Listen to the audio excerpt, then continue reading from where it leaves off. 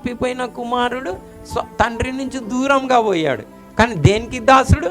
పాపానికి దాసుడు. ఏం చేశాడు? బాయ్ ఫ్రెండ్స్, గర్ల్ ఫ్రెండ్స్తో తిరిగాడు, తాగాడు, ధనం అంతా పిచ్చి పిచ్చిగా ఖర్చు పెట్టుకున్నాడు. దేనికి దాసుడు? పాపానికి దాసుడు. స్వాతంత్రం అయితే దొరికింది, కానీ దేనికి దాసుడు? పాపానికి దాసుడు. కాబట్టి స్వాతంత్రం తీసుకున్నా కానీ పాపానికి దాసుడు కాబట్టి తన జీవితం ఏమైపోయింది? పాడైపోయింది. ఏమైపోయింది? పాడు చేసుకుని. ఎవరు పాడు చేసుకున్నారు? ఎవరైనా పాడు చేసిండ్రా? మమ్మీ డాడీ పాడు చేసిండ్రా?